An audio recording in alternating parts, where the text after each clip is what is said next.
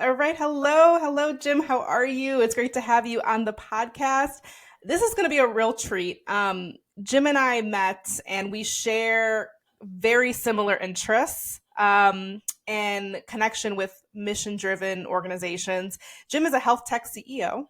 And he actually first introduced me to aquascaping, which I feel like you're going to have to tell us a little bit more about. So I'm I excited totally to forgot talk to about Jim. that. Yeah, that was a treat. I was like, what is aquascaping? But excited to have you on the podcast, Jim. Tell us a little bit more about you, and I'd also would love to hear about aquascaping, but also what your mission is. Absolutely.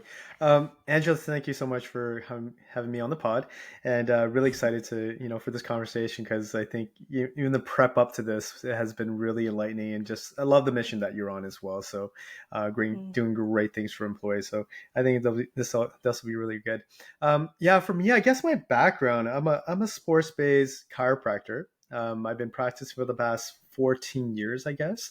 I got into tech back in 2010. We built actually one of the first cloud-based electronic medical records. Mm. So that's my stint into tech. We were able to exit out of that, so got my beak wet a little bit into venture, and then from there, I angel invested a bit in technology companies. So really understood the ins and outs on the finance side of things and raising money. So from there, prior to that, I was also building integrated clinics. So some of the clinics that we were building were really on the high performance side of things. So we work with the national wrestling team to like the UFC, working on their athletes and getting them back to Mm. play, but also not just back to play, but better performance, right? And we just always found that our athletes are willing to take the extra steps and to do better for their health, because ultimately that's your money making machine, and that's what they need to be at the tip top shape in order to produce, right? And the other side, we saw the public system and the private system and wasted dollars and disability management of dollars getting people out of pain. It just didn't make sense to me. I'm like, how can I get this individual from like an ACL tear to like full recovery surgery within this period of time, and these people are still lagging, and I can do it in like half the cost. Um, so that really intrigued me. So I really wanted to instill, I think it really came down to like preventative and what they're able to, how they engage with the therapies and the Mm. rehab. Mhm. And we know that from a recovery standpoint, the exercise component is the most important part. Like ultrasound, IFCs, acupuncture, and like lasers is great for in conjunction with everything else, but the rehab component, and there's even the soft tissue where the actual patient can do them themselves just with massage ball, like that's the most important part. Mm. So I was wondering what can we do, what can we create to engage our patients better. We also know national drop off rate from before they get discharged in physiotherapy. Physical therapy is 70%. So 70% of people, 7 out of 10 people who start a program and of care drop off before they're actually discharged because of time and money. So how do we engage? How do we move from people not just treating for pain, right, but working on prevention and Mm. better functional movements, so these things don't come back again, and understand Yeah. their body a little bit more? It's kind of interesting how much you know about your line of work and in HR and motivating people, and then what about your body? How much do you know about that? And I'm pretty sure that should be like a prerequisite for life. Mm. I So that's why we agree. built Fixable. Well, yeah. So fixable. If we can kind of break it down, I know it's a healthcare technology. It's a tool, but it's also a tactic for employers, for individuals, for sustainable health. Mhm. And I do want to talk about this idea of sustainability versus kind of the reactionary piece that you mentioned, because the world of wellness right now is a hot topic. Everyone wants to know, how do we improve health at work, health and wellness at work. So tell us a little bit more about the tool, and Yeah, then I want to jump into a conversation about sustainability. sounds good. You know, in regards to the technology, we at the end of the day, like there's not many tools. Like there's many tools I guess in the past where it was built for the practitioner to deploy exercise movements and things like that, right? But no really tool built for the end user, the patient, person in pain. Mm. So so we really wanted to create a platform and a tool like geared towards you and I. and my Mm-hmm. patients, my family. So the people who are actually using the tool, and how can we create trust around it so people can get better from pain, but also understand the next steps to pain is prevention. So along with the world-class programming for like common issues like low back pain, neck pain, Zoom necks, sitting in front of your computer Yes. all day, to like It's a very post-operative. very technical term, I'm Very sure, Zoom technical. neck, Yes, right? yes, yes. All those practitioners listening are just like, what is this? But yeah, alongside those, but also be able to customize programming now for uncommon things like try radio fiber cartilage ligament tear to Mm. maybe AC sprains or repetitive things. So we build a whole platform around the patient, but also for the practitioner as well. So they're able to create customized programming, and then utilizing psychology tools like the things Facebook uses, the Instagram uses for you to infinity scroll for the better of your health, to remind you to make Yes. sure you're pinging the right time, and the gamification to make sure you're progressing along the right path. So all these tools together, I think and it's some of it's very, progressive, and some of it's just listening to our users and listening to our Mm. patients and understanding the employers and what they need and what they hear from the back end, right? So we build these tools specifically for patients. So if you're an end user, so somebody who hasn't rolled your ankle first time, and then so you can Mm-hmm. jump on a call with their practitioner, a live practitioner in your region, anytime, and get a diagnosis like this, and then so Yeah. you understand what is the next steps. Next steps being we actually create a video-based programming with sets and reps all built in. You don't have to think about it; you just do, and then it reminds you the right time to do. In addition, we built some machine learning around it to kind of progress with you, personalize it for you, and then also we're building this really cool augmented reality tool where your front-facing camera, your iPhone is going to be able to tell you if you're doing these movements right or wrong.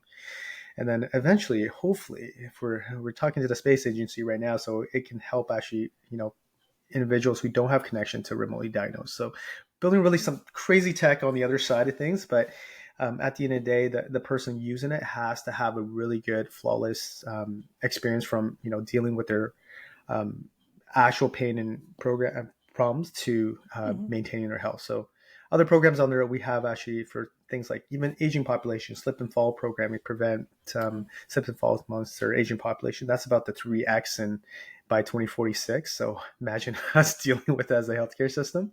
And then for employers, we are definitely working on like prevention programs within the workplace. So one of which is like Mm. healthcare workers. They're on the job not only Yes. getting COVID, but also taking Mm-hmm. days off because of that, but also musculoskeletal injury is still the highest complaint and reason for disability. So how can we now create a program around that, track, remotely monitor to know that as a cohort we're able to reduce those days lost from work, um, and also just building better humans, right? So we have really cool Yeah. programs, even for our tech companies, on on like, what do you do on a daily basis? How do you move throughout the day feeling good? Mm-hmm. And then it pings you in the right time to kind of do this quick little 30-second thing. So you're not sinking into your monitor and your Yes. neck is getting destroyed. Like it's simple things like that to make you feel good, drive endorphins throughout the day. So taking the science and then the human behavior and really Mm-hmm. amalgamating the two. Yeah, I mean, this is really about improving human performance, which I think a lot of times for when we talk about employee engagement, right, or we talk about Mm-hmm. culture, Yeah. or we talk about the environment or the climate that the human is in while they're working.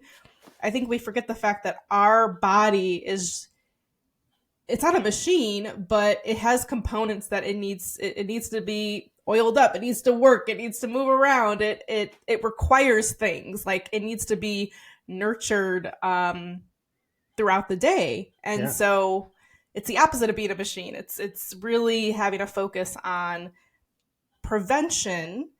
But this gets me kind of to my next Mm-hmm. question in line of questioning, because going back to health and wellness at work, Mm-hmm. and a lot of organizations are saying that they have a culture of wellness, right? They're Mm-hmm. advertising that, or all the buzzwords, well-being is important to us. What do you think what are workplaces getting wrong right now when it comes to health and wellness and Yeah, the I think programming and the focus they have on it? a lot of it is really just a checkbox, right? And solving for the problem. But if you're actually really mission driven in creating better humans, you know you'll understand that it takes a biopsychosocial approach, and that's what we try to take. So biology, like the body, psychology, and social being Mm-hmm. like, your culture, Mm-hmm. right? And that goes the Yes. same with practitioners and what we do in a clinical setting to the workplace. So, and then I think driving that towards actually mission driven to understand that how by creating better you, better you employees, ultimately leads to better output Mm-hmm. for the company, right? And putting those two missions together, I think, is really incredibly important. And it's not about just there's tons of little tiny apps and like little tiny solutions, small little things here and there to kind of nip the butt at that maybe Mm-hmm. that one problem, but the systemic problem, the root cause of the issue, is still there, right? So Yes. I think when the good companies that we work with, the really good ones, I'm not going to name names or good or bad, but have that really ingrained and amalgamated into their actual onboarding, into Mm-hmm. their monthly cultural events, into their systems, right? And when we work with them, we literally go in there as like we do a design thinking type of Mm-hmm. session with the whole team. And we'll even interview some of the employees to understand what's the true nature of what is going on here, right? And what are you guys struggling with? So we'll look at the numbers in regards to common issues that you're struggling with, but also the sentiments around the wellness side of things and the prevention things like that. Are you burnt out? Why are you burnt out? Because I have this job and I'm repetitively doing these things over and every few months I'm running into these issues. Hey, and that's correlated directly with your days lost from work on average because Mm-hmm. low back pain, whatever it is. And then we create a program around that's super engaging. And that's really important. I think just getting people involved and more mission involved about better health. And if you talk to them about their better health, everyone cares about health. Just about everybody, I Yes. should say. And you'll Yes. notice that like 8 to 9 people out of 10 have struggled with some kind of illness or some kind of physical ailment that's kind of taking them back. So they've had some experiences with this. And the older you get, the more issues you run into. So depending on your cohort, right? But if you talk to them and be at the level of them and thinking about them, because Mm-hmm. they care about themselves, right? At the end of the day, right? And then Yes. you drive that what they actually really want and what they need with the the company's mission together. I think that's ultimately a better gig. And then it's not just implementing one thing, but ultimately following up with these implementations, right? Mm-hmm. What happens next? Like, what are you actually doing? How do you reward that better behavior Mm-hmm. along the way and recognition along the way? And then being consistent and then evaluating afterwards and looking at that journey. How do I tweak and make things better incrementally, right? To get them going. I think having people at the table is really important in the beginning and asking them what they need and what they want. Because if you just implement something and you really, and as an HR folk, I don't know if you've done design thinking or what have you, but Yeah. you Mm-hmm. really need to understand your folks and Yes. people. But I think going through that journey with an external partner might lead to different answers. Mm-hmm. Might not be common with UC. So I think those are some of the couple of synonymous things I see with like really good cultural teams. Yeah, and that aligns, that jives with my thinking, which is getting enrollment across the company, right? Which is the listening to your people, Mhm. understanding what their needs are. Because I think a lot of times with a lot of cultural efforts, we look at our competitors and what they're doing, and we say, Yeah, yeah, let's do that, and let's cookie cutter, let's just blanket it across the company and see what happens. Versus doing the work up front. Culture change is hard work, and if absolutely. culture change is simply changing behaviors and mindsets, I think people get I guess confused about what culture is. I think a lot of people think it's like programs and perks and Yeah. benefits and adding to, when Hmm. really it's really just improving on what you might already have, right? You have a mission, you Absolutely. have a purpose.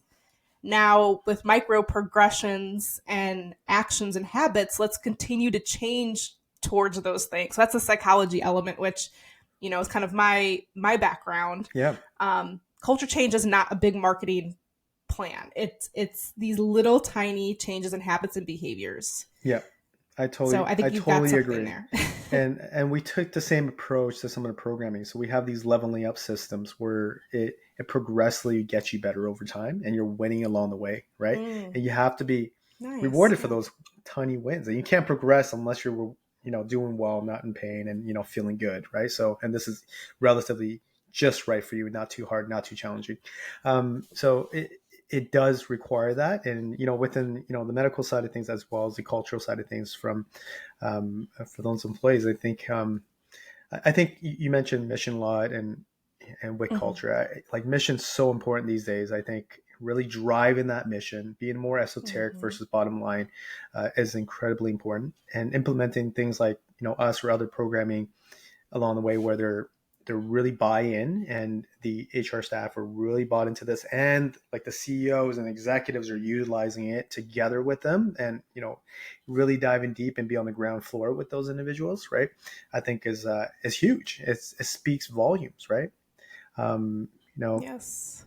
Tony Shea back in the day, I remember, he created, well, I guess he was one of the first to implement something like it was called a holacracy, right? Where you have one level Mm.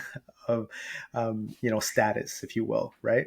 And I think executives, as bigger the company gets, they're really far away from those individuals on the ground doing the work, and speaking about the company, right, and understanding the Yeah. really living the culture. So spending some time within on the ground floor, to understand that and be in it, I think is important.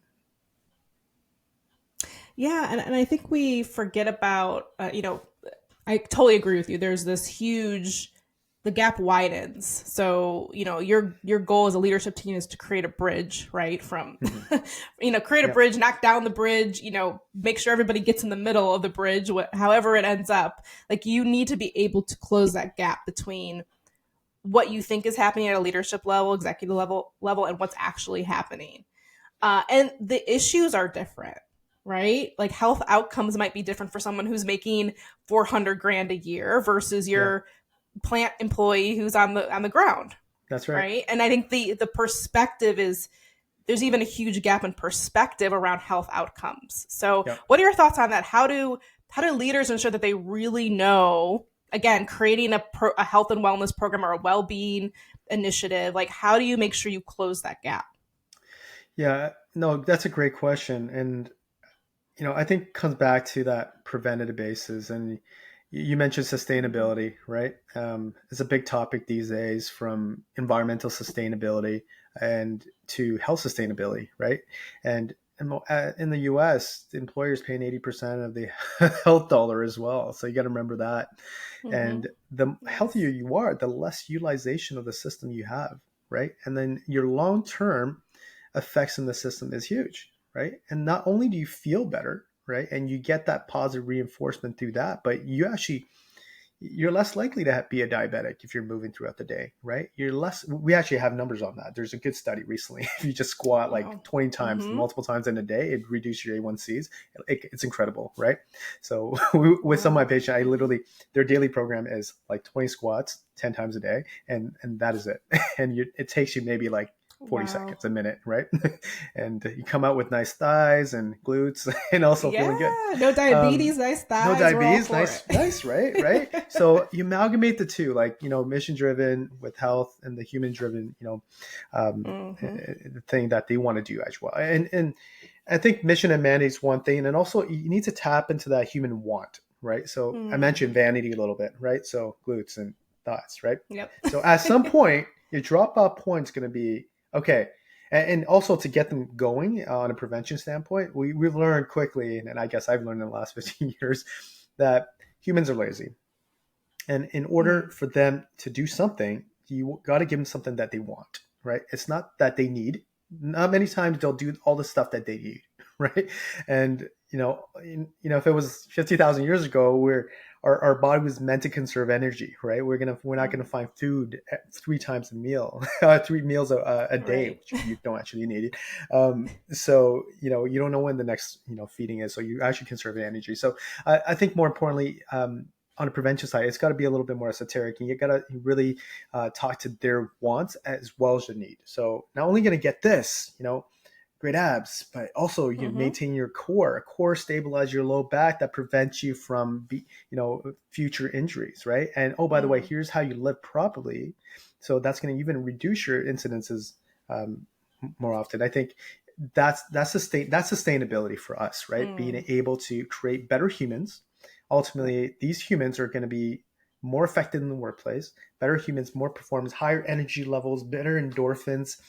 Do you think you can perform better when your energy level's at this level, or do you think you're down here moping around waiting, for that 5 o'clock to roll Right. around, right? And Mm-hmm. your energy level's so low.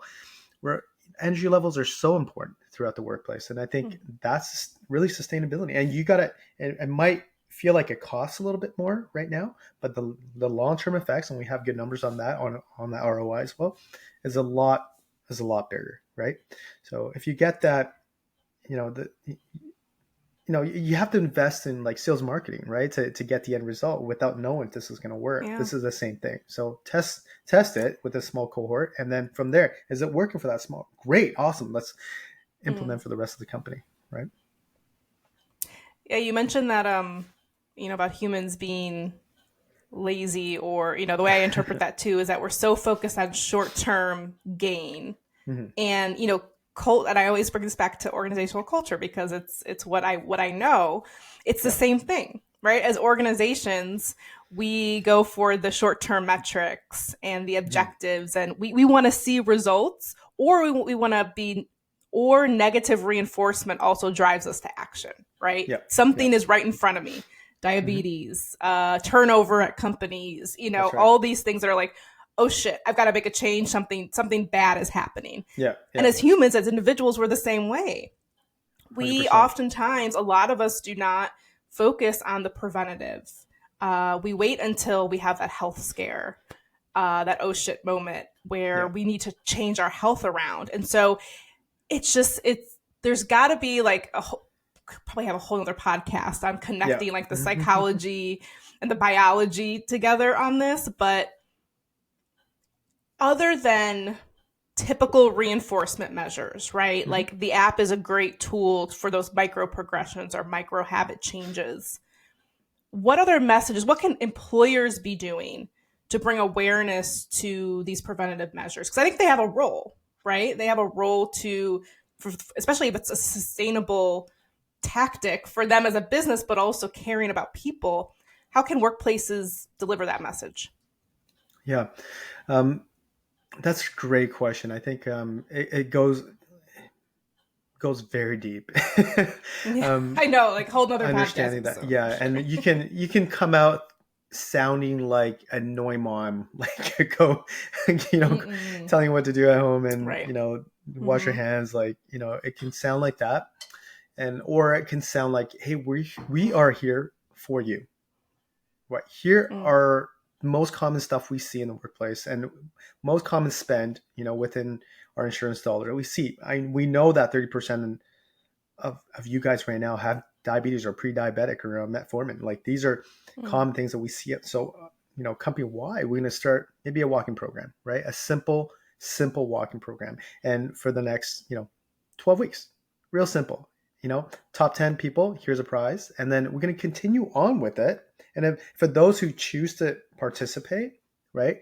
And I think you should reward that behavior as well. Not that you have to look at the metrics and numbers specifically for it. Not that you can anyways, but you shouldn't be. But I Mm. think you can look at enrollment. Like, are they enrolled, right? And part of your quarterlies with them and performance reviews are just not on metrics of their output, right? So it's their metrics of the process. And so Mm. what have you Mm. done with regards to process and get those metrics? How you feel overall? How's the family? How can I support you there? Right. So that drives a larger picture in regards to, being connected to your people, and then also Mm-hmm. understanding your pain points. And sometimes they'll just complain about pain points and don't want a solution. Right. So those are, when it comes to design thinking and journey mapping of individuals, I think it's really important to understand what they say versus what they actually need. So you got to read in between the lines a little bit in regards to what's Mm. actually happening from a data driven standpoint, and then understanding the why behind with the employees. But it is prevention is really hard. But we do find that once you implemented a solution like us, and other companies have said so as well, after the first year, you start driving, understanding your people a lot better, and you're able to push the right buttons for that prevention and better human performance. And again, going back to that topic of vanity and what they want, tie it to what they want. Like literally tie it to what they want. Yes. and what they need. Once you're able to do that, right, then you're going to be able to really drive mission around that, like human health sustainability, right? Same thing goes with like, our environment, right? So driving that mission of environment, like when it comes to environment, especially now, right, with EVs and everything else, and we increased a whole degree within like 70 years. Previous to that was like hundreds. So that the ultimate negative feedback here is like, we're gonna die like as a species. You're right, you're gonna die. Here's a negative feedback. We need to do this. Here's a bigger mission outside of you that we need to do better, right? And then from a health standpoint, and especially if you felt it once or twice, you understand it. If you haven't never felt it, you don't understand it. So there is an age gap in regards to who uses this more sustainably. We do find the 35 and above uses us a lot more on the preventative side, and then the younger cats are more using it on like things that they want to improve on, more vanity based. So so you need to understand who you're talking to. Yeah. Well, that's a great point. I think it is a balance of talking about the because there's a lot of metrics and statistics and studies that tell us these things holistically work, right? Like the 20 squats a day, to prevent, or, walking 30 minutes a day. Like that is a blanket. Those are blanket things that we could all do to improve our health and be preventative. But there's also this idea of design thinking and personas, right? Like who are the personas at your company? And that's a part of design thinking. Yeah. Is not just having blanket communications about the same thing, but now tying those facts to, well, what will my, millennial generation, how do we say that to a millennial generation versus baby boomers who are about to retire? Right. Or, the person who's, even socioeconomic status, right? Based on health outcomes in certain zip codes or, certain demographics. How do we change the story so that it hits home and it relates to me and my family and my community? And I can see a call for action out of it. For sure. And I think what you were mentioning there was like, more on the herd mentality side of things, right? There's a psychology of herd mentality. So I think going back to the book, Crossing the Chasm, it's more on the tech development side of things, but I think some of the key learnings are true here as well. So I think early adopters are really important, and finding those early adopters of those programming and drives herd immunity. You don't have to get this down one try. So, what I'm saying? It takes a couple of tries and it grows on top of each other. You remember that. And creating any product and putting any product or any service or any projects or programs into fruition, it's not going to be 1,000x first time around. That's not how it works. Right. You start something small and you build on top of that win. Right. And if this is something that's really true and important to your company, then you build on top of that win. So you get those early adopters, and then there's going to be a flock of people after the early adopter who see the early adopter and be like, oh, they were kind of on the fence. Right. Then now the early adopters are going to pull those people in, really, and then those people build even a bigger flock. And then you have those other who are more skeptical on the other end, be like, oh man, this could be really good for my health. I can prevent. My dad has diabetes. I don't want to be like him. Like, my dad suffers from chronic low back pain. He needs a walker now. So I don't want to be that guy, when I'm older. So like, I think it really builds on top, and everyone understands health as well. So to some degree, to some degree, you understand what you should do for better health. You probably should move. You probably should eat better. You probably should, de-stress and, a bit of mindful meditation here and there. Everybody kind of gets to know it, but it's what is that trigger point for them to engage, right? Yes. So I think really understand who those early adopters. You guys down? You guys want this? Okay, yes, you said it 3 times. Okay, great. You're on this program. Let's show the people results. Results came in, looks good. like company wide emails and recognition for those individuals, and then you can tie some structure around it that yeah, like a leader board or whatever you want to do culturally already Mm-hmm. doing, and then from an incentivization standpoint, and then the other people will come, right? And then you and then market a little bit to them. You could create some scarcity around it, and initially, and then a little bit of urgency when this program starts Mm-hmm. and when does it ends, and things like that. I think you can, from the psychology standpoint, Angela, be able to kind of work that into Yes. getting a better adoption. Yeah, and I think, naturally you mentioned herd mentality, but it gets to the point that we're social beings. Right. And when it comes to accountability and action, we tend to when we've been called out or we've been put on notice or called Mm-hmm. to action, typically if someone else knows about it we're more likely to do it because we're social beings and community is important to us, and the keeping the community together is important Right. to us. So using some of those tactics too to create accountability and leadership accountability, Yeah, right? Leadership absolutely. accountability is so important with these programs because if my leader isn't doing it, why should I? If my leader isn't committed Absolutely. to it, they're saying one thing and doing another thing, then Absolutely. you're reducing the chances that it's actually going to stick. Absolutely. And they have to buy in from department to department, depending how big you guys are. And Mm-hmm. maybe even, yeah, we have one company doing our Learn to Run program. So we have a really good program created by actually one of my older patients who actually started off as, from a really bad car accident where she was in a wheelchair, literally. And she's been with me, I guess, majority of my career, from a wheelchair to and getting her run to the local grocery shop from our clinic. It was literally 500 meters, Oh my and it was a gosh. jog. That was her first run ever, and Mm. now she directs the Toronto Marathon, and she also worked up with the running room, and built and taught thousands of people to run and walk for the first time, and for herself even ran her marathon like about 6 years ago for first, and that group, she was literally the slowest person. Like they were closing the marathon. It took her 6.5 hours to do it, and they were But she closing did the it. marathon. It's And but amazing. she did it, and she had a whole flock of people behind her while they were closing the marathon.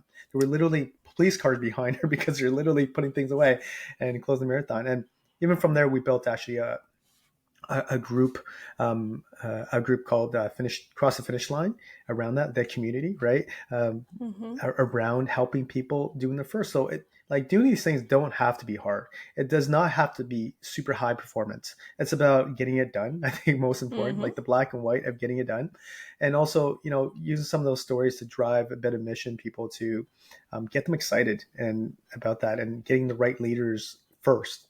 There is Mm. really important. They can lead the way. They can, set kind of the bar for the rest of the people as well. And they might not be all the leaders in the department. It could just be one person in the department that loves this and wants to lead the group within it. And the And leader of the champion it. company could also follow too, right? So they don't have to necessarily be really good at this and have to do this. It could just be going to your people and be like, who wants to lead this, and giving them Mm. a little bit of I guess a little bit of mojo there to to lead the Yeah. way, right? Yeah. Yeah, and I think you're onto something, which is these shifts are always it's usually a groundswell, Yeah. and it's usually a group of people or community or individual who's passionate about it. Yeah. Yeah. So I oftentimes kind of like cringe when I see so many companies like hiring these high level profile executives who are focused Mm-hmm. on culture change or because it really lives within the people. There's no Right. one person that can drive these outcomes. It has to be something that you commit to, you align to as an organization and Yeah. make happen. Yeah. I And really it really role model totally and agree. match your behaviors. Yeah. Absolutely. I So, guess that's personalization of it, right? I think going in there to understand the people first is really important. right. Yeah, absolutely. Well, we talked a lot today. My gosh, I feel like it's I think the focus on preventative health to me, I can't help but again, connect this to culture at work Mhm. and sustainability, because it's all connected, which is, let's put up the time and the investment up front to ensure that our people have the tools, the health, the wealth, all the things to survive and also thrive. And that's the right thing to do for humanity, but it's also better for business, better for outcomes. You can't get, organizational results with a sick workforce or a workforce that's Absolutely. in pain. And so Absolutely. what you're Absolutely. doing is just so fantastic. It's so mission driven, and really grateful that you're doing this work. What is kind of a wrap up, or what do you want the audience to know before we head out? No, thank you for that. I think, ultimately I came into this game for better human prevention, right? So, and better human performance. So, if you're struggling out there right now, it could be your workforce. It could just be you, right? It could just be you, like struggling either with mental health or physical health, and you're thinking back, like, why am I struggling, and where do I seek help?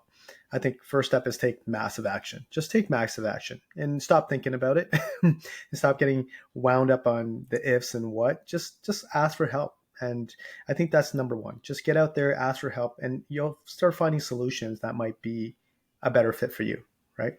So taking that massive action is really, really important. And I do have to say that, from the patients, from probably the last 15 years of treating patients and understanding humans and how they behave, probably about 15% of the population, I would say, of our population anyways, actually work on prevention. About 15%, Mm. right? That come in and do some kind of stuff. And then, after a bit of trust around, what we do, and we are able to double that, right? Double that number. But it's still a small portion of the population. I think more people can do more. And also, when that happens, they get so much more out of it, because empowering yourself to be able to fix your own issues. Not only is it like cheaper for your bottom line, your pockets.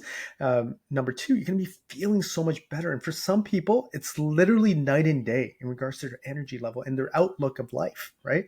And Mm. what they're able to achieve, their next level of, work, and where they're able to, go. And with I think with that, you're gaining progress, and progress really important is really important for happiness, right? So overall, and from people who struggle with mental health, like mental health is a harder thing to tackle than the physical things, because you can't touch it, feel it, and it's harder to Mhm. turn things around. With the physical health, you can start doing something now today, right? That's going to give you a positive benefit. You can drive those natural endorphins by just going for a 15-20 minute speeded upright walk, right? And then Mhm. your neck pain can reduce just by doing a quick Bruger stretch. Looks like a double chin. Like, there's many things you can do, and it's not just a healthcare practitioner that needs to do it for you. It's really you taking you're taking control of your health. That's really important, because right now our health system is not a health system. It's a disease care model, right Mm. now. There's no preventative stuff. There's some minor things, but hardly ever funded really well. But we know that's the solution. We know that the output of that is significantly higher than just prescribing metformin. It's just prescribing, anti-inflammatories that can ruin your gut. It's way bigger Mm. than that. So taking that preventative now, do that thing. If it's exercise, if it's movement, if it's mindfulness, whatever that is, like, take that action to try on your own, or ask for help if you're really in a bad place. Do that now. Don't even think about it. Just do that now. I love it. Thank you so much, Jim. So appreciative and No grateful for problem. you and your work. Thank you for your time and your insights. This was wonderful. And, let's keep talking about this mission driven work and sustainability. And I love the fact that we were able to pair up and kind of talk about these two things together. So thank you. Absolutely. Yeah, no problem at all. I'm really looking forward towards your book as well. That's coming up soon, I hope. And love to hear Yes. more about all these things. Thank you so much, Jim.